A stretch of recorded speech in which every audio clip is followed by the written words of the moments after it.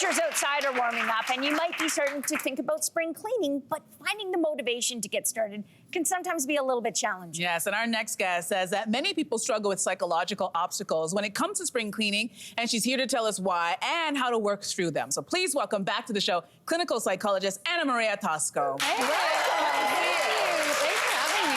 Anna Maria, we have a lot to get to, so I'm going to hit it with you right out of the gate. How could we know that we might have a psychological barrier that's stopping us from getting organized and cleaning? So it's when those simple behaviors, like, cleaning, like drinking more water, like getting to bed a little bit earlier, when those things feel like strangely difficult, that's when it's like, it's not time for tough love. It's not time to call yourself lazy. There might be something legitimate, psychological, emotional underneath it that actually keeps you from getting, moving forward. So what are some of those reasons? So the first one I think is fairly common, the idea that we have emotional attachments to things. Last week, I have sentimental value to my once premature baby's clothing. And so my mom graciously helped me. And she's 9 and I'm obsessed with her frilly bum pants. Those are cute. But afterwards too, like let's say there's somebody who's passed away. So you might have sentimental value, coming to terms with your grief, coming to terms with loss, maybe having trouble moving past, or maybe you decide it's time that I move past, move forward. So what can happen there is not cleaning allows you to not face those negative emotions, right? It's like avoidance coping, if you will. Wow. Well, many of us struggle with procrastination, right? We all have had that. But you say it's usually not the main problem. Absolutely not. Funny enough, even the research shows that procrastination is linked to perfectionism. So yeah, the idea, you should look that up too. Like any self-proclaimed procrastinators out there, it might be perfectionism. So in the end, perfectionism, they don't want to make mistakes, they don't want to fail. They have high standards. Essentially, procrastination then allows them to not fail. So perfectionism says, hey, we got to be perfect. I can't fail. Procrastination then says, okay, I got you. Let me kick the can farther down.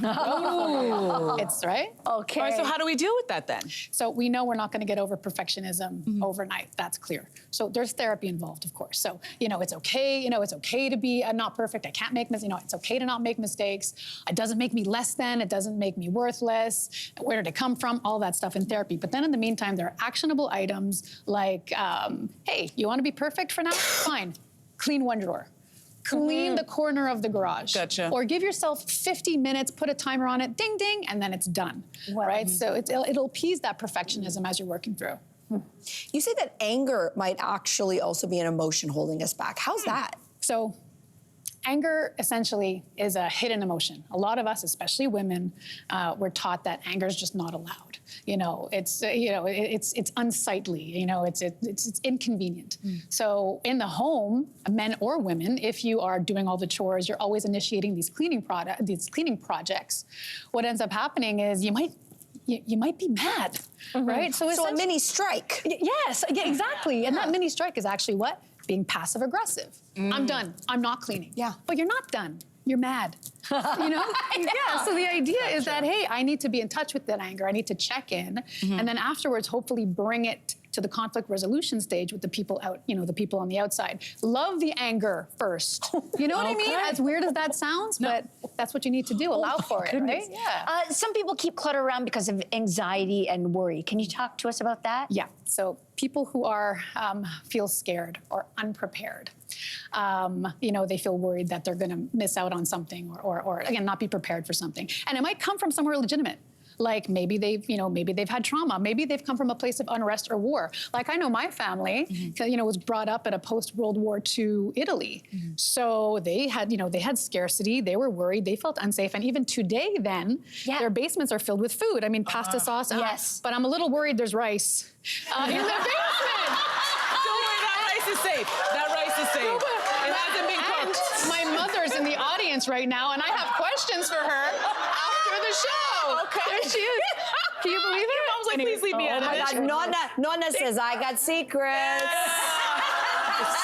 The rice isn't cooked yet. I have to leave now. No, just kidding. Yeah. So what's your advice for working through that situation? You do have to realize where you are today in terms of the security that you've made, the life you've made, right? How safe you are.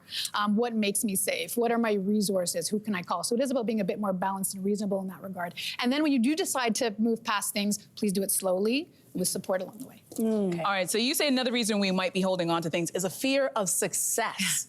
Explain this one to me. Okay, so clutter can literally and figuratively stop you from moving forward.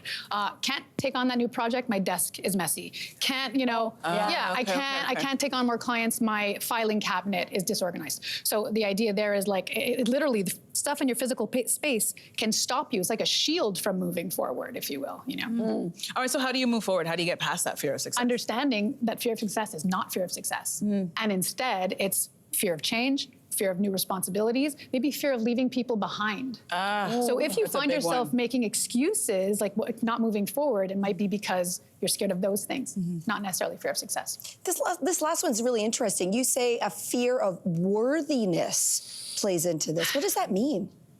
I think that our sense of worthiness is really wonky. I feel it comes from, our social status, our, how much money we make, our fitness level, whatever. And so for people, maybe it's about possessions. I possess this and therefore I'm valuable. So first and foremost, you are enough without your stuff. Yes. Okay. And then we all need to learn that worthiness comes from within and it's a lifelong process. So, any day now, right? I don't know. Right? This is amazing. Great stuff to think about. Thank you, Anna Maria. Thank you. Hey there, what did you think? Drop your comments below and join the conversation. And don't forget to like and subscribe so you can find more on everything from food and fashion to pop culture and current events. See you soon.